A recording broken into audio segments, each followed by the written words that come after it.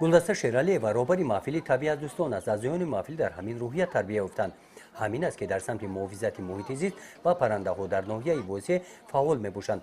درباره عالم طبیعت، نباتات، حیوانات، پرنده‌هایی که در تاجیکستان عمر به سر میبرند و محافظت و نگاهبین آنها خوانندگان از مشغولیت‌ها معلومات دارند.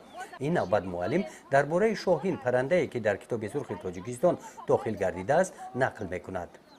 انمی پرنده شاهین یک از پرنده‌های نادرتری است که حاضر در جمهوری تاجیکستان شمارش کم شده.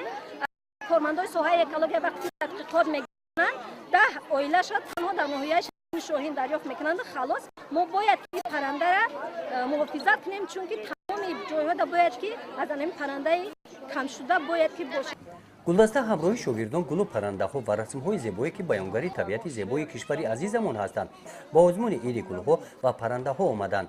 این آزمون با سرپرستی شوبای معارف در یکجایگی با شوبای حفظ محیط زیست در ناحیه وسیع در دوره چورابینیخو بخشیده به سال‌های 2019 2021 سال‌های رشد دهот сайёҳи و هنرهای مردمی دایر گردید.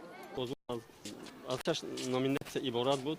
اما مکتب‌ها اویدی نامیناسیون تیاری خوب دیده بودند.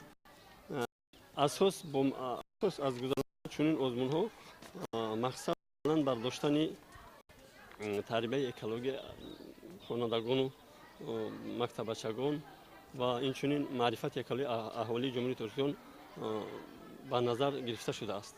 خرس و پلنگ، شتر، فیل این گونه حیوان‌ها در آزمون نباشند هم کفگیدشتی، باشه، عقاب، زاغ سیاه، خارپشت از خزندگان مار در صحنه پیشنهاد گردیدند. تماشابینانی که به این آزمون آمدند بسیاری آنها این پرنده‌ها را از نزدیک ندیده بودند. در مجموع از 72 مؤسسه تعلیمی ناحیه 600 نفر طبیعت دوستان گل و پرنده‌های گوناگون را آوردند. در اساس دستور سپارش‌های سردار دولت پرزیدنت جمهوری ترکیه محترم امامعلی رحمان با عهده گرفتیم که تمام تربیت اکولوژی را در مؤسسه تحصیلات میانه عمومی با شاگردان از نزدیک دسترس نماییم و کوشش بخرج که طبیعت امروزه ما، عالم نباتات امروزه ما، عالم حیوانات امروزه ما، عالم پرندگان ما عموما حفظ کرده شود که اینا بایگری طبیعتن و ما بایگری جمهوری ترکیه در این سمت فخر میکنیم. رفت آزمون از جانب هیئت حکمان کارمندان شوبای معارف و شوبای حفظ محیط زیست در ناحیه وسیع بهاگذاری کرده شد. از روی مشاهده‌ها برای جلب بیشتری نورسان به محفل طبیعت دوستان در دهات و معلمان صحوی توصیه‌ها داده شدند. در جنبست آزمون دعوت به عمل آورده شد که بچه‌ها طبیعت را دوست دارند، نسبت پرنده‌ها مهربان باشند. گزارش خواجه نظریف، خدای نظر زهروف از ناحیه وسیع برای برنامه اطلاعاتی نوید.